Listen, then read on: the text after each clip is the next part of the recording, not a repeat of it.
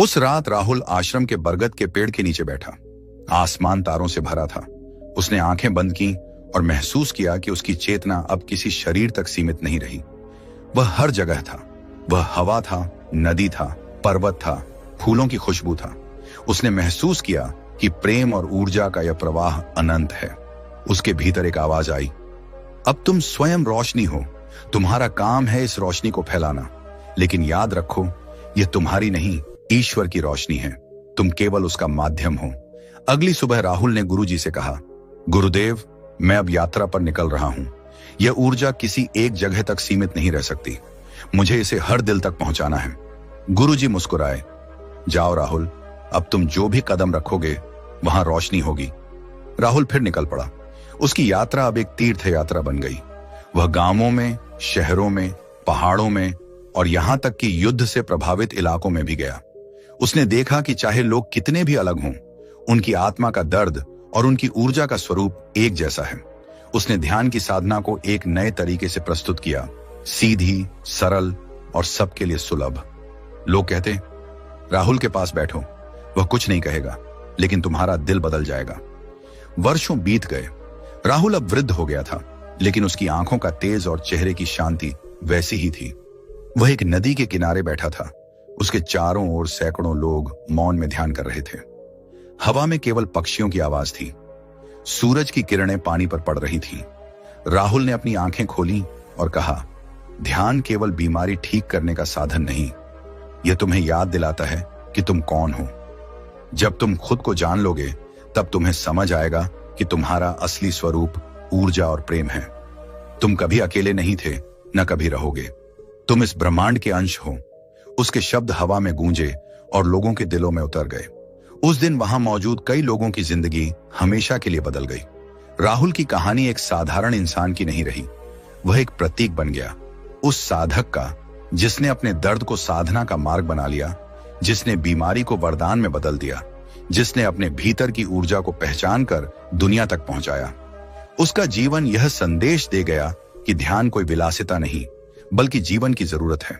वर्षों बाद जब लोग उसकी याद करते तो कहते, वह केवल इंसान नहीं था, वह चलता फिरता मंदिर था। उसने हमें सिखाया कि रोशनी बाहर नहीं, हमारे भीतर है। और उस नदी के किनारे जहां वह आखिरी बार ध्यान में बैठा था, आज भी लोग ध्यान करने आते हैं।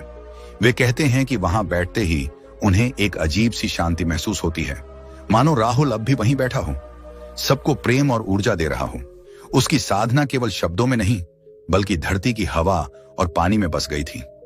राहुल की यात्रा पूरी हो गई थी, लेकिन उसका संदेश अनंत हो गया। उसने साबित कर दिया कि चाहे कितनी भी गहरी अंधेरी रात क्यों न हो, एक साधक के दिल में जलाई गई छोटी सी ज्योति भी पूरी दुनिया को रोशन कर सकती है। राहुल के कमरे में उस रात अजीब सन्नाटा था। दीवार पर टंगी घड़ी की टिक टिक भी मानो सांस रोके खड़ी थी। खिड़की से आती हवा में हल्की धूप और दवाइयों की गंध मिली हुई थी, लेकिन राहुल को लग रहा था जैसे कोई अदृश्य निगाह उसे लगातार देख रही हो। उसका शरीर दर्द से टूट रहा था, लेकिन असली डर दर्द का नहीं था। डर था उस परछाई का जो रोज रात उसकी खिड़की पर दस्तक देती थी। वह परछाई हर बार उसका नाम फुसफुसाती, राहुल। और आज रात वह आवाज पहले से कहीं ज्यादा साफ थी। उसके कमरे का दीपक अचानक बिना कारण तेज जल उठा, मानो किसी ने उसमें प्राण डाल दिए हों। राहुल का दिल जोरों से धड़कने लगा। वह जानता था उसकी जिंदगी अब वैसी नहीं रहने वाली। डॉक्टर की आवाज अब भी कानों में गूंज रही थी, हमने पूरी कोशिश कर ली है, अब हमें चमत्कार का इंतजार करना होगा। यह वाक्य राहुल के सीने पर पत्थर की तरह आ गिरा था। 3 साल से चली आ रही बीमारी ने उसे तोड़कर रख दिया था। कभी एक जिम ट्रेनर था वह, शहर में फिटनेस की मिसाल माना जाता था। उसका दिन सुबह की दौड़ से शुरू होता था और रात को जिम बंद होने पर खत्म होता। पर आज वह बिस्तर से उठने की ताकत भी खो चुका था। उसकी माँ उसकी देखभाल में खुद बीमार हो चुकी थी। पिता अखबार पढ़ने का बहाना करते ताकि आंसू छिपा सकें। दोस्तों ने आना जाना बंद कर दिया था, क्योंकि उनकी आंखों में झलकती दया राहुल के लिए सबसे बड़ी यातना थी। रात के अंधेरे में वह अक्सर जागता रहता। उसे नींद नहीं आती थी। सिरहाने रखी दवाइयों को देखते हुए उसके मन में सवाल उठते रहते, क्यों मैं? क्या मैंने किसी का बुरा किया है? क्या मौत अब नजदीक है? कई बार उसने सोचा कि सब खत्म कर दे, लेकिन हर बार उसकी मां का चेहरा सामने आ जाता। वह जानता था कि मां को इस हाल में छोड़कर जाना उसके बस की बात नहीं। एक रात उसने मोबाइल उठाया और बेतहाशा स्क्रॉल करने लगा। अचानक एक पुरानी किताब का नाम उसकी नजर में आया, योगी कथामृत। उसे याद आया कि कॉलेज में उसने किसी के हाथ में यह किताब देखी थी। अब इस हालत में किताब का नाम भी किसी चमत्कारिक दवा जैसा लगा। अगले ही दिन उसने इसे ऑनलाइन मंगा लिया। जब किताब उसके हाथ में आई, उसके पन्नों की खुशबू में जैसे एक नई उम्मीद छुपी थी।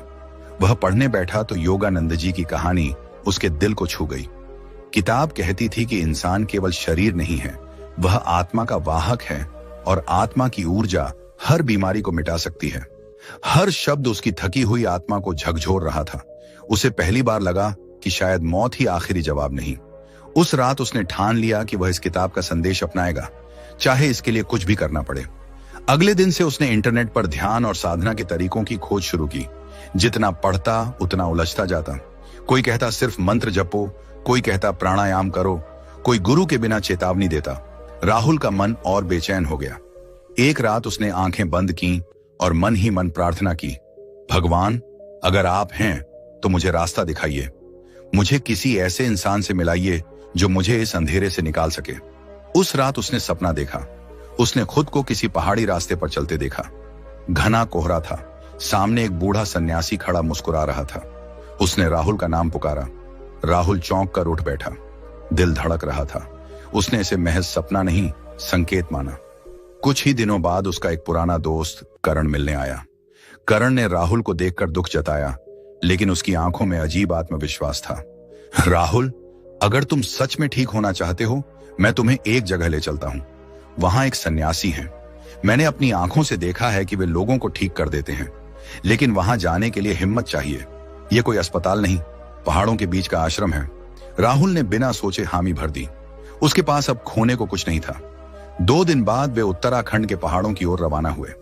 रास्ता लंबा और कठिन था। गाड़ी से उतरकर उन्हें कई किलोमीटर पैदल चलना पड़ा। राहुल के शरीर ने विरोध किया, लेकिन अंदर कुछ था जो उसे आगे बढ़ा रहा था। जंगलों की खुशबू, झरनों की आवाज, हवा में बसी ठंडक उसकी थकान को मिटा रही थी। आखिरकार वे एक पुराने पत्थर के आश्रम पहुंचे। दरवाजे पर ताला नहीं था, बस लकड़ी का बड़ा दरवाजा था जिस पर हल्दी और चंदन का रंग चढ़ा था। अंदर धूप बत्ती की खुशबू और मंत्रों की धीमी धुन फैली हुई थी। राहुल का दिल जोरों से धड़क रहा था। आश्रम के अंदर एक बुजुर्ग सन्यासी पद्मासन में बैठे थे। उनका चेहरा शांत था, आंखें गहरे सागर जैसी। उन्होंने आंखें खोली तो राहुल को लगा कि वे उसके आर पार देख रहे हैं। उन्होंने बिना परिचय पूछे कहा, राहुल, तुम दर्द में हो, लेकिन यह दर्द केवल शरीर का नहीं, आत्मा का भी है। तुम्हें ठीक होने के लिए शरीर नहीं, अपनी ऊर्जा को ठीक करना होगा। राहुल हक्का बक्का रह गया। उसने तो नाम तक नहीं बताया था। करण मुस्कुराया। मैंने कहा था ना, यह साधु साधारण नहीं है। सन्यासी ने राहुल को पास बुलाया। उसका हाथ थामकर कुछ देर आंखें बंद की, फिर बोले, तुम्हारा शरीर प्राण ऊर्जा के प्रवाह से कट गया है। भय और दुख ने नाड़ियों में अवरोध बना दिए हैं। दवाइयां सिर्फ लक्षण मिटाती हैं, कारण नहीं। अगर तुम तैयार हो तो मैं तुम्हें एक साधना सिखाऊंगा। यह आसान नहीं है, इसमें धैर्य और विश्वास चाहिए। राहुल ने बिना हिचके कहा, गुरुजी, मैं सब करने को तैयार हूं, बस जीना चाहता हूं और जीने का कारण ढूंढना चाहता हूं। उसके स्वर में सच्चाई थी। सन्यासी मुस्कुराए, ठीक है, आज से तुम्हारा नया जन्म शुरू होता है। यह यात्रा तुम्हें केवल बीमारी से नहीं, अपने असली स्वरूप तक ले जाएगी। तैयार हो खुद को बदलने के लिए? राहुल ने सिर झुका दिया। उसकी आंखों में आंसू थे, लेकिन पहली बार उनमें हल्की सी रोशनी थी। रात को उसे आश्रम के छोटे कमरे में ठहराया गया। वहां कोई फर्नीचर नहीं था, बस चटाई, दीपक और खिड़की से दिखते पहाड़। रात को अजीब सपने आए। उसने महसूस किया कि कोई उसके शरीर पर हाथ रखकर ऊर्जा भर रहा है। भीतर गर्माहट फैल रही थी। सुबह उठा तो खुद को 3 साल बाद हल्का महसूस किया। सन्यासी पहले से बाहर ध्यान में बैठे थे। उन्होंने आंखें खोले बिना कहा, ऊर्जा ने काम शुरू कर दिया है। यह बस शुरुआत है। अब तुम्हें अपने भीतर के भय को निकालना होगा। अगले दिन से राहुल की साधना शुरू हुई। गुरुजी ने सबसे पहले सांस पर ध्यान सिखाया। श्वास ही जीवन है, जो इसे नियंत्रित करता है, मन को नियंत्रित करता है। राहुल ने आंखें बंद की। गुरुजी की आवाज गूंजी, गहरी सांस लो, धीरे छोड़ो। हर सांस के साथ भीतर की नकारात्मकता बाहर करो। शुरू में मुश्किल हुई, मन भागता रहा, विचारों का तूफान उठता रहा। गुरुजी कहते, यह सामान्य है, मन भागेगा, तुम्हारा काम है उसे धीरे से वापस लाना। कुछ दिनों में राहुल ने सांस की लय महसूस करना सीख लिया। भीतर हल्की गर्माहट बनी रहती। गुरुजी समझाते, तुम्हारे भीतर विशाल ऊर्जा तंत्र है, इसे प्राणमय कोश कहते हैं। जब यह अवरुद्ध होता है, बीमारी जन्म लेती है। ध्यान साधना इसे खोल देती है। ध्यान के हर सत्र के बाद राहुल हल्का महसूस करने लगा। कभी कभी शरीर में कंपन होता। पहले डरता था। गुरुजी कहते, डर मत, यह संकेत है ऊर्जा जाग रही है। एक शाम गुरुजी ने उसे बुलाकर कहा, सपनों में जो रोशनी और ऊर्जा का अनुभव हो रहा है वह वास्तविक है। आत्मा ने उपचार शुरू कर दिया है, लेकिन यह मार्ग सीधा नहीं। तुम्हें अपने मन के सबसे अंधेरे कोनों का सामना करना पड़ेगा। राहुल गंभीर हो गया। उसे एहसास हुआ कि यह यात्रा केवल स्वास्थ्य पाने की नहीं, इससे गहरी है। उस रात बाहर हल्की बारिश थी। हवा में भीगी मिट्टी की खुशबू थी। राहुल सोच रहा था कि कुछ दिन पहले वह मौत के मुहाने पर था और अब किसी नई दुनिया के द्वार पर है। लेकिन सवाल यह भी था कि क्या वह सच में ठीक हो पाएगा। तभी खिड़की से वही आवाज आई। कोई धीरे से पुकार रहा था, राहुल। उसने चौंक कर खिड़की खोली। बाहर कोई नहीं था। दीपक अचानक तेज जलने लगा। राहुल के रोंगटे खड़े हो गए। यह कोई साधारण जगह नहीं थी, यहां कोई गहरा रहस्य था। उसे लगा आने वाले दिन उसकी जिंदगी को पूरी तरह बदल देंगे। रात के उस अजीब अनुभव के बाद राहुल का मन बेचैनी और जिज्ञासा से भर गया। उसने खिड़की बंद की और बिस्तर पर बैठ गया। लेकिन दीपक की लौ अब भी असामान्य रूप से तेज थी, जैसे किसी अदृश्य शक्ति ने उसमें प्राण डाल दिए हों। वह अपने सीने पर हाथ रखकर दिल की धड़कन महसूस करने लगा। ऐसा लग रहा था जैसे कोई उसकी आत्मा को धीरे धीरे जगाने की कोशिश कर रहा हो। वह खुद को समझा नहीं पा रहा था कि यह सब वास्तविक है या उसके थके हुए दिमाग का भ्रम। लेकिन भीतर एक हल्की सी शांति भी थी, जैसे किसी ने उसे भरोसा दिलाया हो कि वह अब अकेला नहीं। अगली सुबह राहुल को गुरुजी ने बुलाया। वे ध्यान में बैठे हुए थे और उनके चारों तरफ एक हल्की सुनहरी आभा जैसी प्रतीत हो रही थी। राहुल उनके सामने बैठ गया। गुरुजी ने आंखें खोली और गहरी आवाज में बोले, राहुल, अब तुम्हें जानना होगा कि बीमारी केवल शरीर में नहीं होती। बीमारी मन में जन्म लेती है और ऊर्जा के प्रवाह को रोक देती है। तुम्हारे शरीर की कोशिकाएं केवल भोजन से नहीं, ऊर्जा से भी जीवित रहती हैं। जब ऊर्जा का प्रवाह रुकता है, शरीर धीरे धीरे बीमार हो जाता है। इसे ठीक करने के लिए दवाइयां पर्याप्त नहीं, तुम्हें अपनी ऊर्जा को समझना होगा। राहुल ध्यान से सुन रहा था। उसके मन में हजारों सवाल उठ रहे थे, लेकिन गुरुजी के शब्द उसके मन को शांत कर रहे थे। गुरुजी ने हाथ उठाया और बोले, अपनी आंखें बंद करो, अपनी सांस को महसूस करो। तुम्हारी हर सांस ऊर्जा लेकर आती है। इसे प्राण कहते हैं। यही प्राण पूरे शरीर में बहता है, लेकिन तुम्हारे भीतर यह प्रवाह बाधित हो चुका है। तुम अब इसे महसूस करना सीखोगे। राहुल ने आंखें बंद की और धीरे धीरे सांस लेना शुरू किया। पहले तो उसे केवल अपनी धड़कन सुनाई दे रही थी, लेकिन जैसे जैसे वह गुरुजी के कहे अनुसार अपनी सांस को देखने लगा, उसे अपने सीने के अंदर एक हल्की सी धड़कन सी महसूस हुई, जैसे वहां कोई ऊर्जा का प्रवाह हो। गुरुजी बोले, शरीर में 7 प्रमुख ऊर्जा केंद्र हैं, जिन्हें चक्र कहते हैं। ये ऊर्जा केंद्र तब तक संतुलित रहते हैं जब तक हमारा मन और शरीर सामंजस्य में होते हैं। लेकिन डर, क्रोध, दुख और तनाव इन चक्रों को अवरुद्ध कर देते हैं। यही अवरोध बीमारी का कारण बनते हैं। तुम अब धीरे धीरे अपने इन ऊर्जा केंद्रों को महसूस करना सीखोगे। इससे पहले कि हम साधना को गहरा करें, तुम्हें अपने मन को शांत करना होगा। राहुल के लिए यह सब नया था, लेकिन उसके भीतर कुछ था जो उसे कह रहा था कि यही वह रास्ता है जिसे वह इतने समय से खोज रहा था। गुरुजी ने उसे पहले दिन केवल सांस पर ध्यान केंद्रित करने को कहा। दिन में 3 बार, सुबह, दोपहर और रात। शुरुआत में राहुल का मन बार बार भटकता। पुराने डर और चिंताएं उसकी आंखों के सामने उभरने लगती। वह बेचैन हो जाता। कई बार उसे लगता कि वह यह साधना नहीं कर पाएगा, लेकिन गुरुजी हर शाम उससे मिलते और उसे प्रोत्साहित करते। मन का काम है भागना, गुरुजी कहते। तुम्हारा काम है उसे प्यार से वापस लाना। साधना धैर्य मांगती है और धैर्य ही तुम्हें मुक्त करेगा। धीरे धीरे राहुल को अपने शरीर में छोटे छोटे बदलाव महसूस होने लगे। पहले जहां हर समय थकान रहती थी, अब थोड़ी ताजगी महसूस होने लगी। उसकी नींद गहरी होने लगी। वह सुबह उठकर पहाड़ों की ताजी हवा में सांस लेता और महसूस करता कि यह हवा केवल शरीर को नहीं, आत्मा को भी छू रही है। उसकी आंखों में धीरे धीरे चमक लौटने लगी। एक दिन गुरुजी ने उसे बुलाया और कहा, अब समय है कि तुम अपने ऊर्जा केंद्रों से परिचित हो। आंखें बंद करो और अपना ध्यान रीढ़ की हड्डी के आधार पर केंद्रित करो। वहां पहला चक्र है मूलाधार। यह तुम्हारे अस्तित्व की जड़ है। जब यह अवरुद्ध होता है, तुम्हारे भीतर भय पनपता है। यही भय तुम्हें बीमार करता है। राहुल ने आंखें बंद की। उसने महसूस किया कि रीढ़ की जड़ पर हल्की सी गर्माहट है। वह उस पर ध्यान केंद्रित करने लगा। कुछ ही देर में उसके भीतर अजीब सी स्थिरता फैल गई। ऐसा लगा जैसे धरती ने उसे अपनी गोद में ले लिया हो। गुरुजी की आवाज उसके कानों में गूंज रही थी। हर चक्र में एक विशेष ऊर्जा है। जब तुम इन ऊर्जाओं को पहचानोगे, तुम खुद को ठीक कर पाओगे। अब दूसरा चक्र स्वाधिष्ठान। यह तुम्हारी भावनाओं का केंद्र है। राहुल का ध्यान धीरे धीरे ऊपर खिसका। उसके भीतर दबे हुए पुराने दुखों की परतें खुलने लगीं।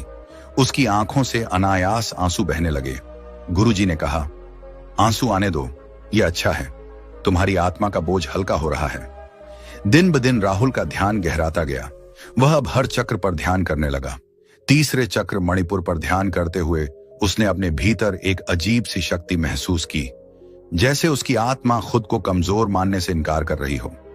चौथे चक्र अनाहत पर ध्यान करते हुए उसने अपने सीने में प्रेम की लहर महसूस की, जैसे कोई पुराना जख्म धीरे धीरे भर रहा हो। गुरुजी कहते, हर चक्र को जगाने से तुम अपने भीतर के दर्द को ठीक करोगे। तुम्हारा शरीर अपने आप स्वस्थ होने लगेगा। तुम्हें बस धैर्य रखना है।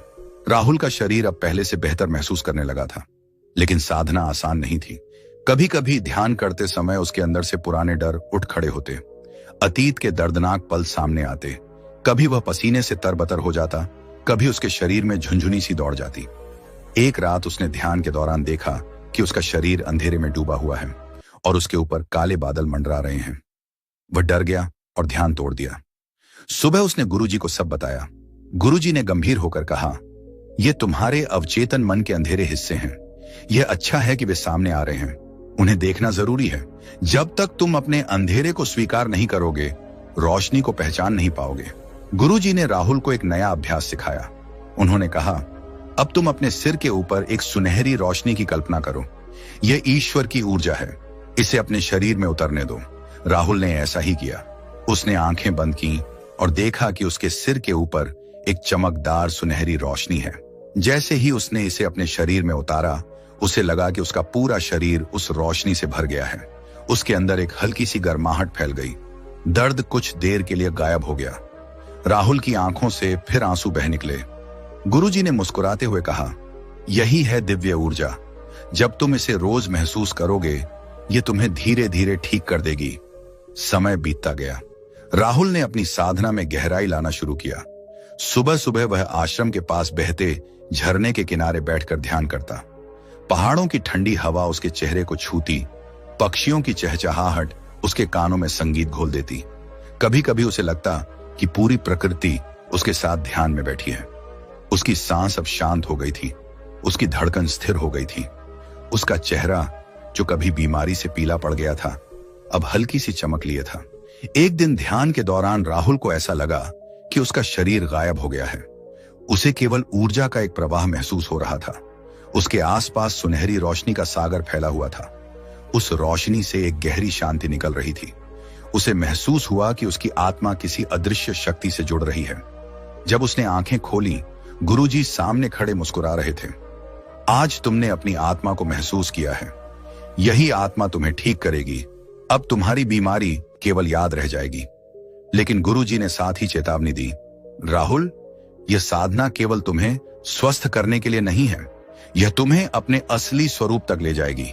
इस मार्ग पर तुम्हें अभी और भी चुनौतियों का सामना करना होगा। तुम्हें अपने भीतर के हर डर को खत्म करना होगा।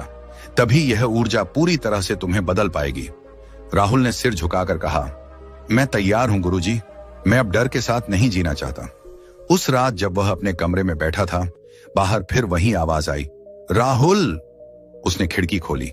बाहर चांदनी में पूरा आश्रम नहा रहा था। हवा में अजीब सी महक थी।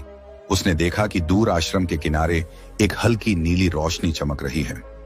राहुल ने सोचा शायद यह कोई भ्रम है, लेकिन उसके भीतर से किसी ने कहा, जाकर देखो। वह धीरे धीरे वहां पहुंचा। वहां कोई नहीं था, लेकिन जमीन पर एक सफेद फूल रखा था जो उसने पहले कभी नहीं देखा था। उसने फूल उठाया। उसकी खुशबू ने उसके दिल को छू लिया। तभी पीछे से गुरुजी की आवाज आई,